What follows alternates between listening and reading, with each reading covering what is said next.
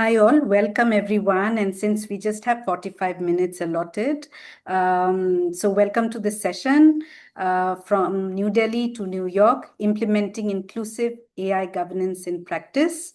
My name is Amrita Chaudhary and I will be the moderator for this session. I represent CCUI, a trust engaged in internet governance and digital policy, advocacy research and capacity building. Along with Techniti, we are organizing this session as an official online side event of the Global Dialogue on AI Governance, which is happening in Geneva yesterday and today.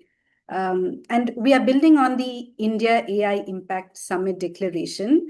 And this interactive session wants to examine how stakeholders can balance advanced AI risks with immediate development priorities.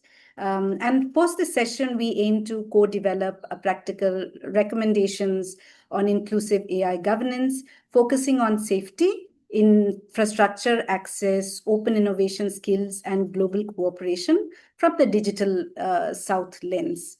And our panelists today are Shweta Rajpal Kohli.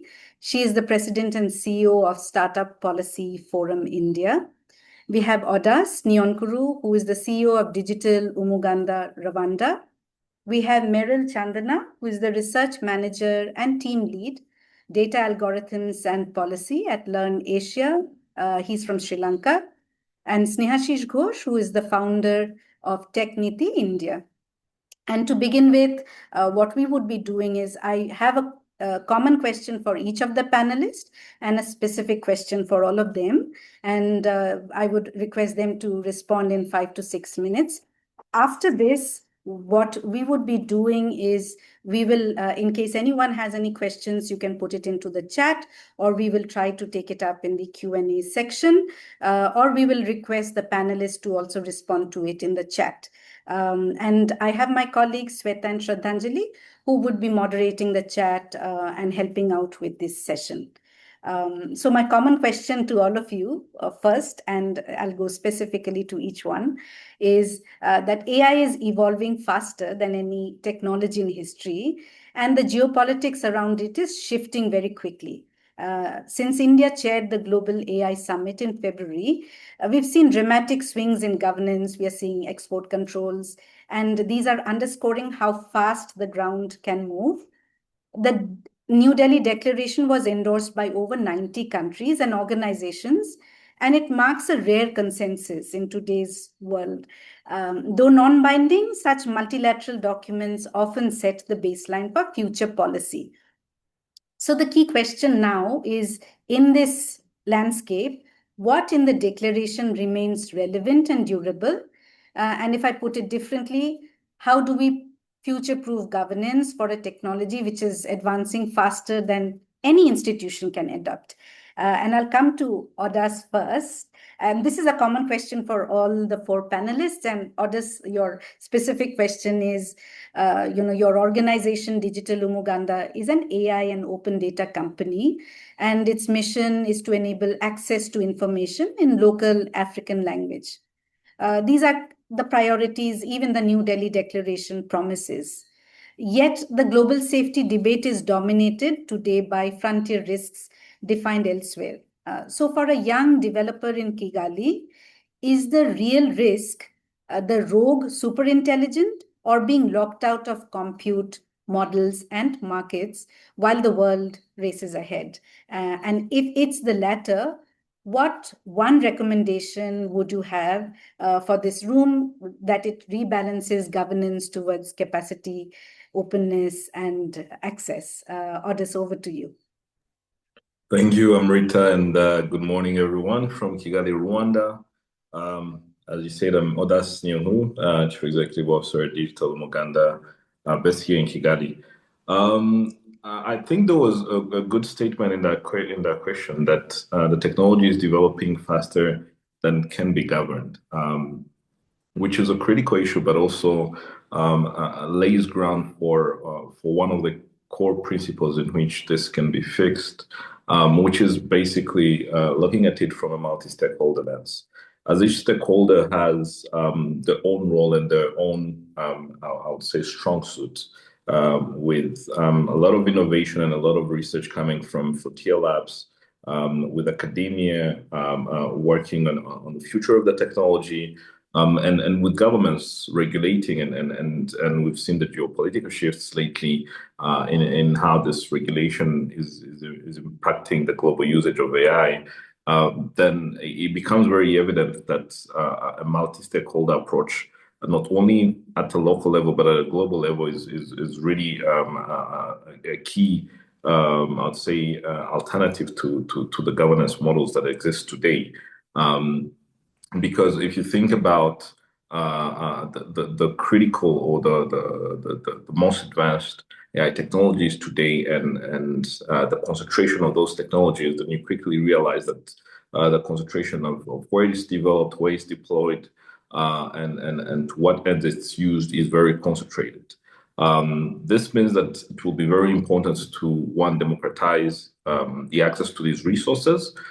This includes the data that powers the models themselves, but also the compute that runs it. And there will need also to be capacity building so that you can have local value creation, because one of the things that creates this imbalance is also that most of these resources, such as data, compute, and the models developed, are concentrated in only a few, I would say, the frontier labs or countries that are developing them, and on which exerts much power in how they can be used.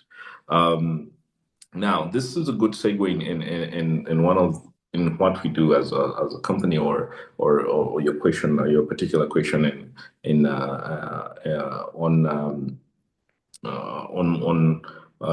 the work of Digital Umuganda, because one of the key things, especially in terms of languages, and I believe this is also the same issue with many of the countries in the global south, is that most of these technologies don't actually work in the languages that the majority of the people speak.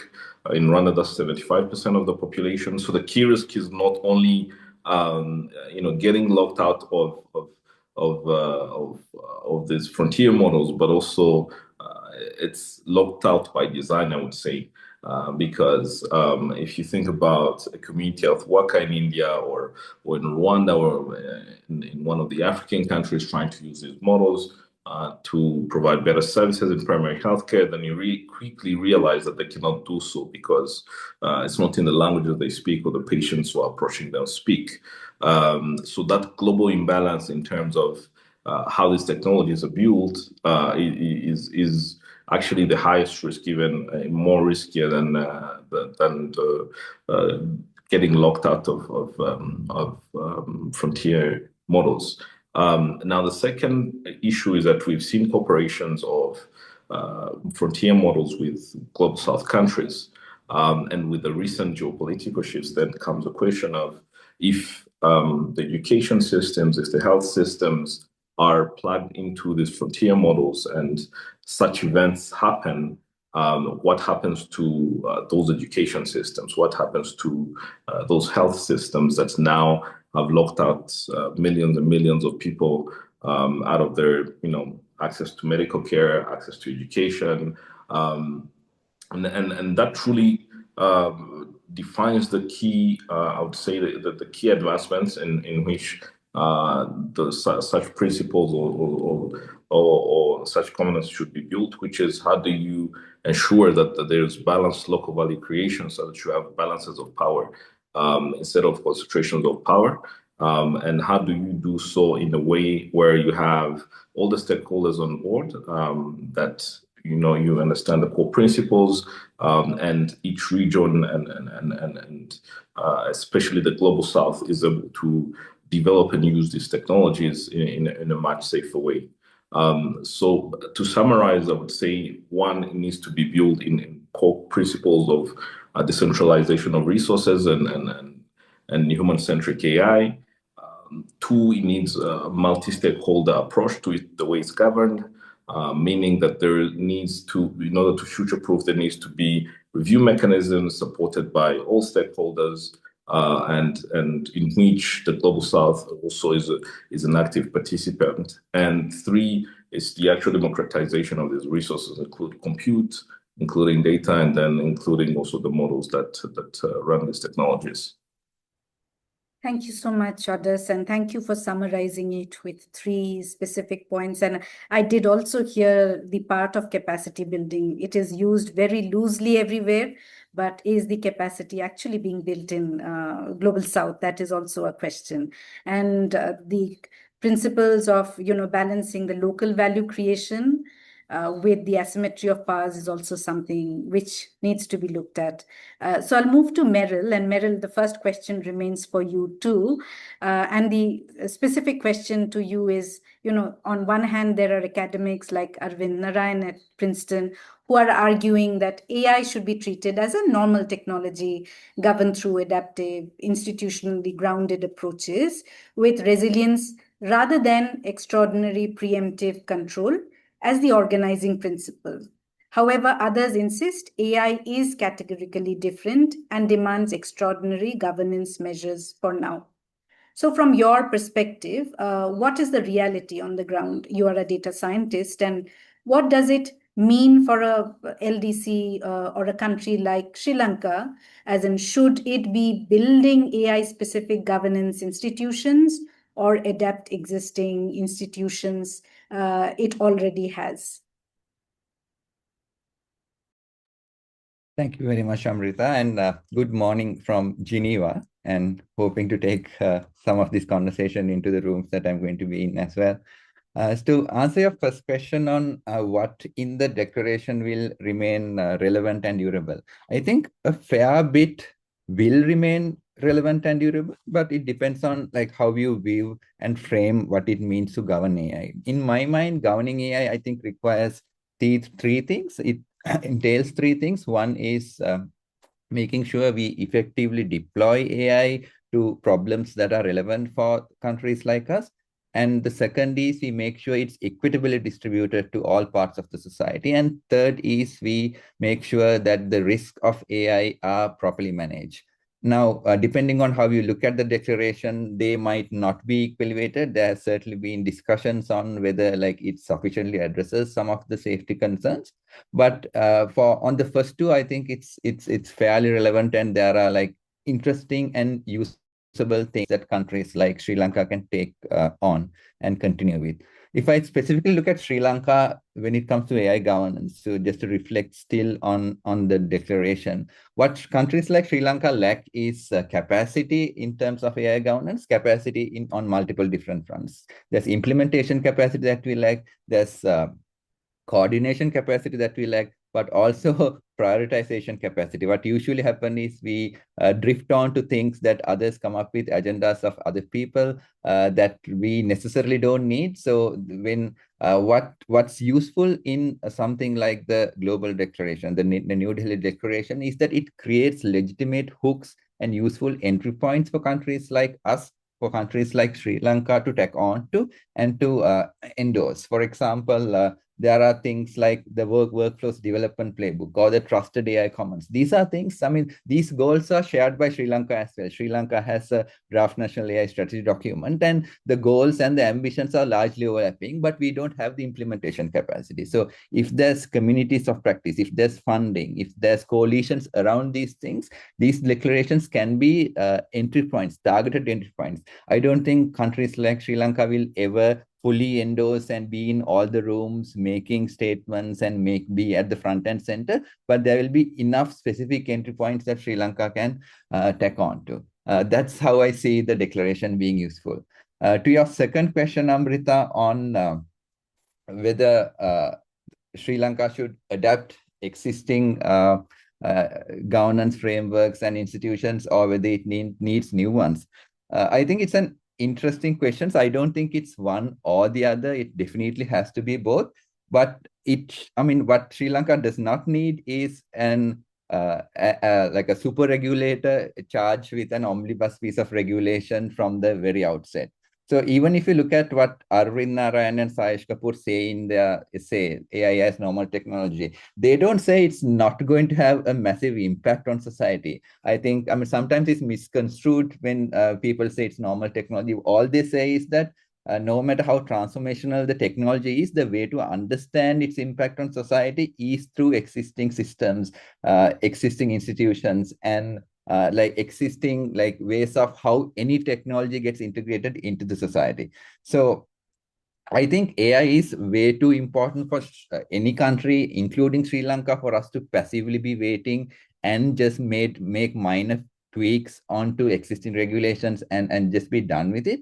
But I think the more interesting and important one is to figure out what the new institutions, if we do come up with one, should be doing. It's not going to be like frontier regulation or coming up with a new regulation. It's about, I think, initially measurement, understanding, evaluations, coordination with existing bodies like the Cybersecurity Authority, the Data Protection Authority. They have these mandates. And initially, I think it first built capacity within itself rather than going ahead and regulating. Certainly in Sri Lanka, we've had the experience with other regulation and other technology policy as well. We've had the Personal Data Protection Act enacted in 2022, but we are still struggling to enforce it and put it into practice. So Sri Lanka does not have a history of strong regulatory and policy capacity when it comes to digital. But if we start small, if we start coordinating, and if we build like common standards, if we build common capacity building exercises with other institutions, and we can get to a place where the country and the regulator understands what the technology is and it understands the risk enough so it can build the necessary subsequent follow-up regulatory action. Then you can, maybe when you have some capacity, you can go for things like mandatory assessments, you can go for like certifications, you can go for audit requirements. These are like a secondary medium-term things that could be done. But then I don't think those things could be started on day one, even if you really wanted to. So like, yes, we need new institutions, but that new institution initially should not be a regulator in a traditional sense, but it should build capacity when it needs to regulate. It has the capacity to enact the right kind of regulation is how I see this. Thank you, Meryl. And very practical ones which you are talking about, because trying to start something with a bang is difficult, but measuring, understanding, and then taking baby steps may be helpful. And enforcement is always a challenge, I think, in most of the Global South countries. And with this, I go to Shweta. This is an excellent segue, I think. And Shweta, coming from what Meryl said, and there seems to be a pattern in tech regulation that rules are written with incumbents in mind, and end up being a barrier for startups to enter. As AI governance frameworks are proliferating post the New Delhi Declaration, startups in India and across the world risk paying the price of safety regimes which are calibrated for frontier AI models. From your point of view, what would a truly conducive AI governance framework for startups look like? And beyond regulation, what's the single biggest structural barrier? Is it compute access, procurement, capital, talent that needs to be addressed to level the field for startups? All great questions, Amrita, and I wish we knew the answers to each of those. But the real answer is right now, nobody knows. And I think everyone's grappling with trying to understand the uncertainty and play along. And I can tell you, we've been having endless conversations with policymakers, both in India and globally. And, I would say that things change so dynamically and so fluidly every few weeks that it's really hard to keep pace of both a regulator's mind and the technology at the same time. But let me just step back a little and tell you why we feel this is unprecedented. You talk to anybody, you talk to a founder, you talk to an investor, you talk to anybody, the one thing that they always talk about the AI cycle is how unprecedented this feels. And I think I want to always see it from the lens of a policy professional to say that it's equally unprecedented in terms of the policy landscape that regulators and policymakers are grappling with. I mean, we have never seen such a tech cycle that is evolving evolving so quickly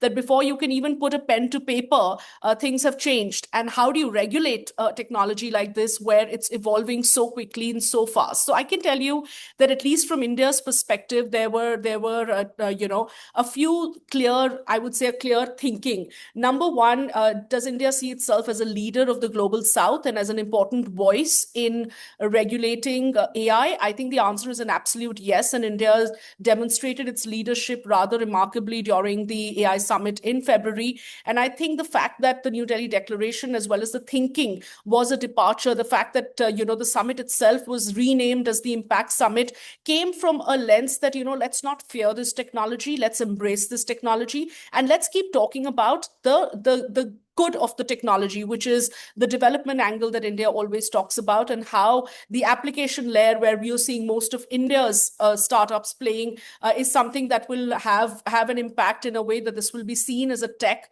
which is a force for good. Having said that, while that is a great, I would say, great place to be in, we do know that the technology is evolving rather fast, and its impact is also getting more and more evident. And so is the impact in terms of the harm or in terms of the safety concerns. And I think in my conversations with MeitY officials, right from Secretary Krishnan to many others, the thinking in the government has been so far that India is excited about AI. India is going to embrace AI, and India will regulate as needed. In fact, to quote Secretary Krishnan, he said, legislate as and when needed, and we're keeping a close watch. Now, that obviously means that India is aware and cautious of the kind of harm that the technology can bring with it and the need to regulate if required. At the same time, how do you regulate a technology that is innovating so quickly, as well as presenting itself as a real, transformative technology? So you don't want to put in place a regulation that can cause unintended consequences in terms of throttling innovation, in terms of slowing down innovation, and that too already at a time when there is a big question mark on whether India is moving fast enough on AI innovation. So I think when we look at it from that lens, there are no easy answers. Now, let me break it down to your question specifically around startups, because as policymakers, when we start evaluating a technology like this, and the whole existence of platforms like ours at the Startup Policy Forum that represents startups is to make that distinction as and when needed in policy positions from, say, big tech or from large conglomerates versus startups that may not have the firepower or the prowess that a lot of the large corporations do. And that's why we exist, to ensure that startups have a seat at the table in these conversations. So I would say we've been engaging very actively with the startup community, and right now, more than concerns, I think it is all about learning and understanding, and we will come to the concerns later. My worry often is that we come to concerns when it's too late, and that should not happen. But I think right now it is too premature to start talking about what is an ideal regulation from a startup's lens, because right now what the startup ecosystem wants is to understand, to embrace, to see how the technology can help the ecosystem, and they are not left behind in that so-called K curve that we are talking about. So the minute you talk about regulations that come in that could be seemingly heavy-handed, the bigger worry is that while they could protect startups, they could also throttle innovation, or they could also come in the way of the speed at which they can adopt or innovate on AI platforms. So I think that is the kind of conversation we have with founders very often. Having said that, and just to wrap it up and we can continue the discussion, some issues are very obvious where we think regulations should come in sooner rather than later. And on enterprise adoption, I should say, surprisingly, startups that are selling to enterprises, the B2B ones, say that, unless and until we see a regulatory architecture in place, we will not be able to build trust for a technology like AI to be adopted by enterprises. And that, in fact, remains the lack of regulation is a barrier to growth. So I think we're grappling with too many of these, I would say, diverse pulls and forces right now. And I would say a bit of a wait and watch. India always likes to do things the India way, and sometimes we take longer, but we like to get it right. I think Snehashish can talk about how long we took for the DPDP Act, our own data privacy, architecture to come in place. We were not bogged down by GDPR having come into force a decade ago. We took our own time and we wanted to get the regulations right. So I think even on AI, it's a bit of a wait and watch as far as India is concerned. And the startup ecosystem is equally excited about embracing the technology while keeping a close watch on how they are not adversely impacted. Thank you so much, Shweta. And there are I think there's a question for you in the chat if you want to kind of address it there. That if you're advising a founder today, what would you say? Build fast, fix compliance later, or bake it in from the day one in terms of AI compliance? I think you would opt for the latter, right? Yeah, so thank you for that question. And I think that was the mantra earlier. When I was leading public policy for Uber, this was about a decade ago. I think, the popular unstated policy mantra used to be go build, you will be too big and then you will be regulated either ways, but ask for forgiveness, don't ask for permission. Or innovation, our favorite line in the policy world, innovation always precedes regulation will follow. Those were all, I would say, catchphrases for the policy world. Times have changed. I think we're now building in times where you have to build in tandem with regulators, where we will go fix it later and compliance follows doesn't hold good anymore, because I think regulators have also understood the grays, so to say, and regulators don't want you to be cute or to be playing around with the grays. So I think whether it's AI or it's non-AI, my advice to founders always will be to build with the blessings of the regulator and the government, because that always gives you, it could slow down your growth a bit, but it'll always give you sustainable growth. Thank you so much, Shweta. And with this, Snehashish, I move on to you. As in, the New Delhi Declaration ends by committing strengthening international cooperation and multi-stakeholder approach to advance shared priorities. And there are various forums today where this cooperation is happening genuinely or in a sketchy way, or there are and the landscape is a patchwork of overlapping processes. You have the UN dialogue, you have OECD speaking, you have the GPAI, you're having these summits. Next year it would be Switzerland. You have different standard bodies speaking, and each claim that they have the mandate. And also we are also seeing the shrinking space for genuine multi-stakeholder discussions. We see governments, corporates having discussions, but the others, the technical community, civil society being left out from the discussions, etc., or even smaller startups. So from your vantage point, what does a real multi-stakeholder approach look like in practice for AI governance, apart from the first question? No, thank you, Amrita, and thank you for the opportunity to speak on this panel. I'll try to make a couple of observations and then perhaps move into what ought to happen or what needs to happen in the future. So the New Delhi Declaration per se is quite remarkable in itself, if you look at it. There are 90 plus countries and organizations which had sort of agreed to it. And these numbers, and it's a big number first of all, but it also includes EU, it also includes China, it also includes the United States. So this is the first time perhaps where all these countries have come together and agreed upon a particular set of actions or a set course. And that's what makes it quite robust. So if you fast forward to the latest report, or the UN panel report, which is the preliminary report by the independent scientific panel, if I'm not mistaken, some of these things echo quite deeply in that report, right? You have clear mentions of the market concentration, right? So 75% of the compute today sits in the US, 15% in China, and the remaining 10% in the rest of the world. So that's where the concentration today lies, as per the report. The one thing which report talks about is the evidence-based approach and the challenges there, right? Like if you have to figure out AI risks or AI governance, the one has to start with, let's say, measurement and evals, and that is becoming a challenge very quickly as AI is developing at a breakneck speed. So I think those are the two important observations. But But just to call out that the New Delhi Declaration talked about democratization of AI, talked about risks, and talked about the multi-stakeholder approach and the international cooperation. And from January or February of this year till July now, you see that there is that common thread which is being pulled upon or is being talked upon. And that's where I believe that the declaration per se is quite robust and will stand the test of the time. For two reasons. One, like which I noted, right? One is the level of consensus it managed to achieve, and the second is we are seeing the same issues being brought up again and again and being discussed. So in a way, they are the two halves of the same puzzle, perhaps. One where you have the normative guidelines coming from the New Delhi Declaration, and the second part where you have to hit refresh from a time to time, where you have these kind of independent panels who are able to sort of add some level of context and evidence to these principles and then move it forward towards the expected goals per se.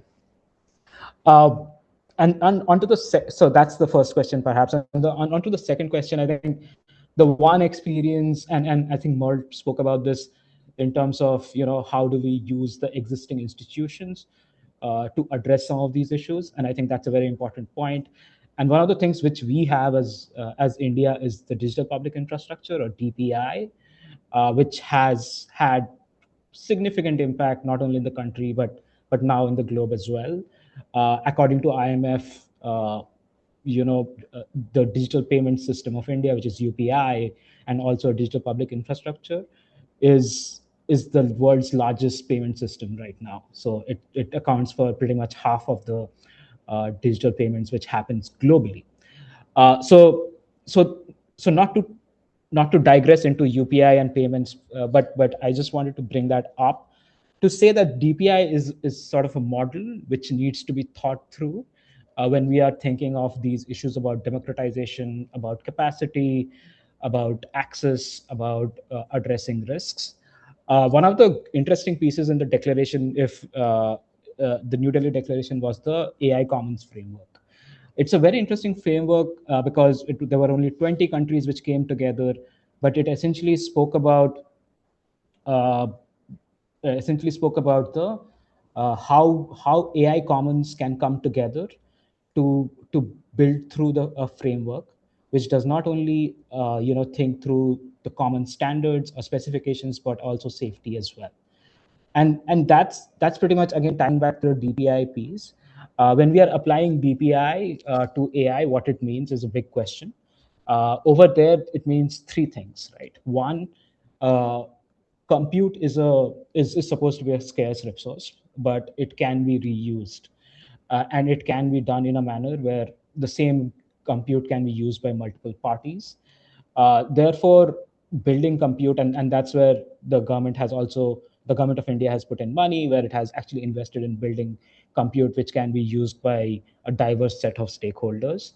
The second is on data, and open data is an important part of it, and again, it is being championed by the government.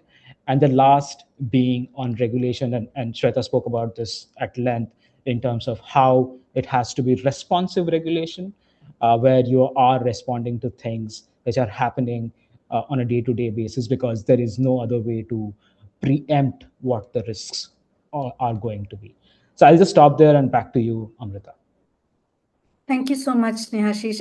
There is a question. If anyone from the audience has any questions or comments you wish to make, you can raise your hand and we will ask you to take the floor.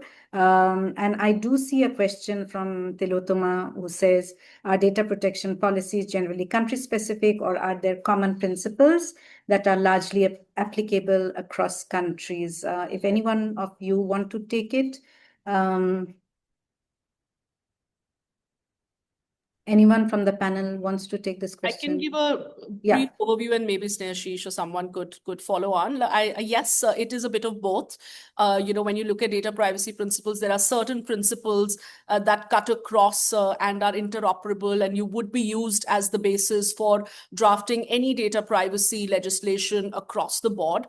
At the same time, there are clear, I would say, localized, I would say, references, as well as the law being completely tuned to the cultural as well as the political context or other, I would say, other needs of a particular geography. And I think case in point being DPDP, where very often, it is cited that is it a lot like GDPR? But I can tell you, the minute you say that, any Indian policymaker who's been responsible for drafting that law will quickly jump in and say, no, we're not GDPR. We are very different. Our law is very, very different in spirit, in form, and in application. Snehashish, would you like to add to that? I think we have some paucity of time. I think, Shweta, you have responded. Okay. If it covers everything, then it's fine. Yeah. Thanks. No, because I'm just trying to keep to the time. Pranesh has his question. Pranesh, in case you want to speak out, you could. And we also have, people from Fiji, Swaran, for example. We have Titi from the Italian government, etc. In case you have to say something, you could from your country's perspective. But Pranesh, is it okay if I read the question out, or would you like to share it yourself? It simply is whether it's possible for open source or open weights AI models, which we all recognize as necessary for inclusiveness, to coexist with safety concerns, given that all these models can be fine-tuned after they're released, bypassing any guardrails that are imposed at the model level. Thank you, Pranesh. Anyone wants to take this question of Pranesh? The answer is yes. I think I like the very design of how we have thought about, or we as in the government has thought about, let's say, open standards or open source or open weights AI models. I think it's quite clear that the government wants to, and perhaps the very principles of DPI which exist today, in terms, and if you go back to not the definition, but the description of DPI in the G20 declaration, it talks about open standards, open data, open specifications. And if we have to marry DPI to AI per se, then it has to have that feature where it needs to coexist with those safety concerns per se. Merle, if you want to add on. Yes, I see Merle and Otas's hand. So both of you, quick response. Yeah, and I think also from a technical point of view, like much of open source models are already out there. So if we want to combat, even from a technical sense, you need lots of people innovating on top of the work that has been already done, like even the technical solutions on how to build better guardrails and how to understand these models and how to use for building defense, even in terms of like cybersecurity lyrics and stuff like that. I think open source, lots of people being able to like play with this, work with this and improve this is going to become like super important. It's both fine-tuning, but you also know there are other ways of building even models from scratch using some of the frontier models. So like many people working on it, many smart people working on it, having the opportunity to work on it, I think has to be the way. Obviously there are risks that need to be managed, but I don't think even from a pure safety point of view you can live without open source. Thank you. Otas? No, yeah, I just wanted to quickly add that it's all about defining who's accountable. Just because you're fine-tuning a specific AI, open source AI model, it means if there are no guardrails in its release, you're still accountable as the entity or the individual who fine-tuned it. So having those the regulation in place really defines if you train on an open source data set or if you fine tune an open source model, you as the person who has fine-tuned this model and have created a derivative model from it, then you still are liable or responsible for the outcomes and the guardrails that should exist with it. Thank you, Odas. I did see Sarah's hand up. Sarah, if you have a question, and there is a question in the chat from Ishita. Some harms of AI are more immediate, being addressed deepfakes, while the antitrust concerns will probably take longer to address comprehensively. After deepfakes, what is likely to be next most urgent agenda for regulators with respect to AI harms? This is one question. Sarah, you had your hand up. Do you want to ask your question? Yes, ma'am. Thank you. Please go ahead. My question is that how can AI governance framework balance the cross-border regulatory harmonization while making sure that each country still has a right to shape their own AI policy according to its own socio-economical context? Thank you so much, Sarah. And Sarah is a youth, she's a student, so and thanks for joining in. Anyone has would want to respond to both these questions? Happy to jump in quickly with very brief answers, Amrita. I think on the fact on what next on a regulator's mind, I think deepfakes was a very Indian context thing that we had seen. I think top of mind for every regulator right now is sovereignty. And I think what will be interesting to see is that will policy be used as a tool for safeguarding sovereignty in AI. I think that remains to be seen on how governments are going to put policies in place. I think that is on that. And I quickly want to know the second question was around Amrita, if you can quickly remind me. Okay, the other was deepfakes. I think I answered deepfakes. Yeah. With So the other one was how do you balance between countries' correct. regulations and the global? I think that is the most critical bit. And when you see declarations like the New Delhi Declaration, that gives you an overarching governance framework that most countries can follow. It's a bit like, sometimes you have regulations in the center and yet you have states that need to follow their own regulations. So I think what's happening right now again is like, are we going to have some overarching principles that most countries should likely follow? And then you come up with obviously regulations that work for your socioeconomic context. Thank you so much, Shweta. And I see a question from Dr. Akanksha, how the pitch for unregulated free flow of data on one hand and a strong advocacy for data localization on the other hand can impact the global AI governance framework. Does anyone want to take it? Balancing free flow of data localization and its impact on AI governance framework. I want to take a stab at it, but I don't fully understand the question, because we do have when we say free flow of data in India, at least in India, it's regulated. And at least from Merl's perspective, there is a DPDP law in Sri Lanka, which may have implementation challenges. And we are going through the implementation process as we know it. And the deadline is May 2027. And to be honest, some of the questions of data localization has been solved to a certain extent with the DPDP Act per se. Given that framing, is like I would like to understand what is the concern which is being raised here. Perhaps, Snehashish, what we could do is, we could get the question and connect you to the speaker later offline so that, you could perhaps take a stab. Is there anyone else who wants to make any comments?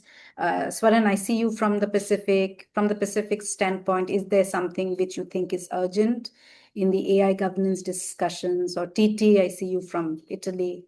Do you think there's something you would want to speak on this? And sorry for calling you out. Yes, Swaran, go ahead. Hi, Amrita. I knew you'll call me out. Thank you. Thank you for the wonderful presentation. But the reason I've been relatively quiet is because in terms of AI adoption, I think we're more on generative AI.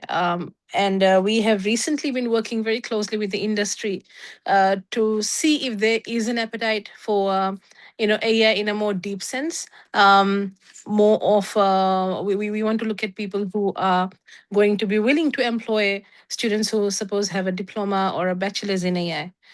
Because I work for the Fiji National University, and my department we franchise with Western Sydney Institute of TAFE, which is the largest TAFE in Australia.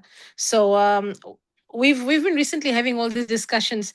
So the question here is that if I do have like a faculty teaching AI programs up to bachelor's level, will we, being a small country of less than 850,000 population, will we be able to sustain that kind of workforce? Will we be able to find employment for those students? But we've been getting a lot of international interest. So the organizations from the US, from Canada, from Australia and New Zealand who are coming into the outsourcing industry in Fiji that's doing quite well. So that's we were sort of in the crossroads of things, but at the same time, in the Pacific, we are very concerned about sovereignty, particularly because we do not have robust legislation in terms of privacy, intellectual property, data protection, critical infrastructure. It took us about 2 to 3 years to get people accustomed to the to the other things that's going to happen when the moment you introduce these this legislation.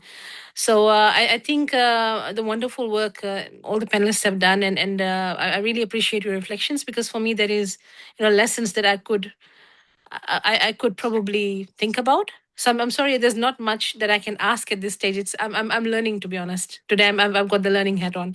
So so kudos to the team. Thank you for your deliberations. Thank you so much, Swaran. And I see that we are at the top of the 45 minutes, though we can continue, but that's the time which was given. So I would say, thank you to all the panelists. We had a great discussion. Those who had registered for the meeting, we will be sharing the details. And yes, I do see Titi, so I will give you a chance. Thank you for waking up early. And she is from the Italian government. Titi, over to you. Okay, so thank you. I had to change my device to intervene because, okay, I think it's a great discussion, so it's like to join this one. But I think another perspective that I think we should consider when we speak about governance is also to understand and to create awareness about the concept of governance, because as you know, the things are always evolving, and when we are speaking about artificial intelligence, it's important also to understand that this is I mean, we are also thinking to a new generation of artificial intelligence, that is the agentic artificial intelligence, where the concept of governance is also a little bit, different. So I think that in this context, where there are so many discussions about artificial intelligence and so on, we need some minute to reflect on the meaning of governance and what the governance includes in this context that is still evolving. So it's important to share and to work also to share principles that could be considered worldwide in order to have more interoperability on artificial intelligence. So I wonder, what do you think should be done in order to improve this awareness and also to have a kind of governance concept that could be accepted worldwide? So this is the question from my side. Sorry. Yeah, thanks, Titi. I think that's a great question. Anyone quickly could take a stab at it? As in, she's talking what could be the thing which could be acceptable to all. As I see it, Titi, perhaps norms or broader areas where everyone agrees, but I do see Snehashish raising his finger. I can take a quick stab at it. I think from New Delhi to now, now we framed it New York because United Nations, but now in Geneva, I think the vocabulary has continued. So we are seeing. So if you look at the evidence-based report which the UN panel has come out with, if you see the 7 or 8 findings it has given, and if you try to map it to the New Delhi Declaration, then there is a clear way to map it. So I think the two things which has happened right now is that we have the common minimum standard which has been set by the declaration, with majority of the countries and so-called the powers of superpowers in the AI race have agreed to the common minimum, and from there we are now talking about what is the evidence for it. Moving forward, I feel there has to be some level of common standards for interoperability to exist, and those common standards can happen in a model where there is some level of agreement in terms of specifications when it comes to AI per se, and we are seeing it happen in a stack format, right? So if you look at something like an X402, where people are talking about digital payments and agentic AI, be it AI preference in the Internet Engineering Task Force, which is focused on AI training data and access to AI training data. So it's and again, ISO IEC is having discussions in terms of AI safety.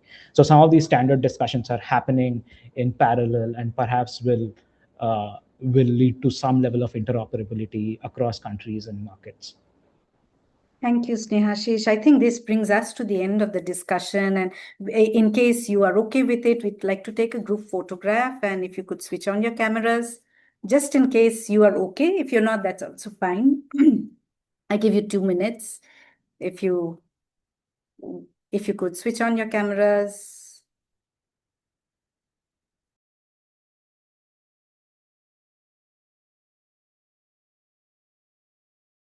No worries, Swaran. Those who can't, that's absolutely okay. It's not hard and fast. And Shraddhanjali or someone, can you take a photograph of everyone? Yeah, I will take it. I think Nandan is still putting in his camera and coming up.